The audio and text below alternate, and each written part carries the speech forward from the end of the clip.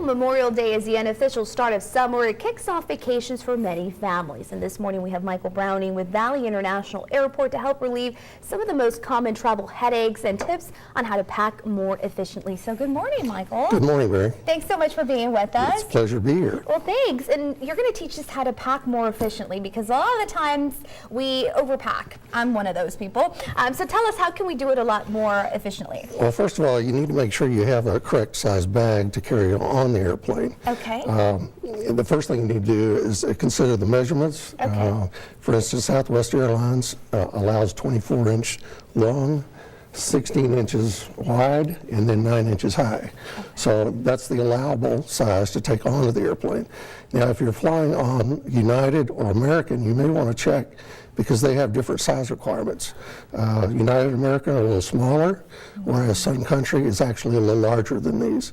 So it makes a difference as to which airline you're traveling on. Yeah. Some people like to be sneaky and bring a carry-on bag that looks like double the size of this, and that's not the case, right? I mean, you just have to be cognizant that some airlines, like you said, differ in the carry-on measurements. Okay, so something like this is a typical carry-on. So how can you pack more efficiently once you're there at the airport? Well, first thing you've got to remember is you cannot take the large quantity containers of shampoo or gels or any other kind of liquids on carry-on. They have to be something in a small bag, a quart-sized bag, clear, and they have to be less than 3.4 ounces.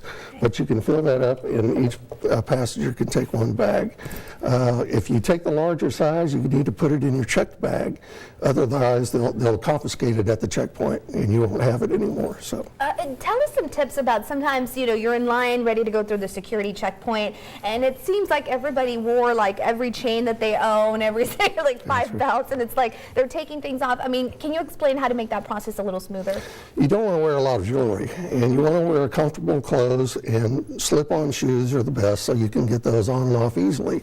If you have fragile things that you need to carry with you or valuable items, you need to carry them inside your carry-on bag and not wear your jewelry while you go through the checkpoint. Absolutely. Anything else you think it's important, especially during the summertime when it gets really busy at the airports, to make it a little smoother for you to travel? Absolutely. Get there early.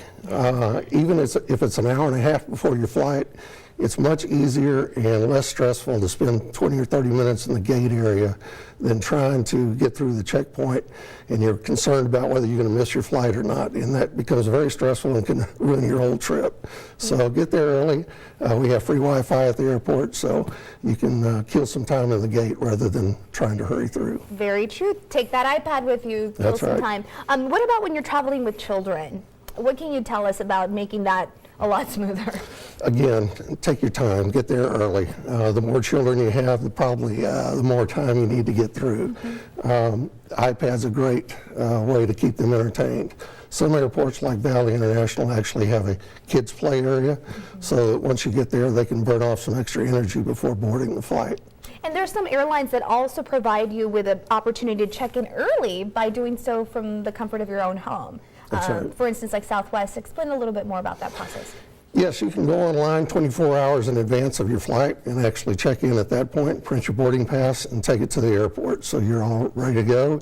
If you have to check luggage, you can do that at the ticket counter and then proceed on to the TSA checkpoint. One less thing to worry about if That's you right. do it through your computer. All right, well, we're going to continue to talk a lot more about packing efficiently, Michael, so stick around with us. In the meantime, let's send it over to Victoria.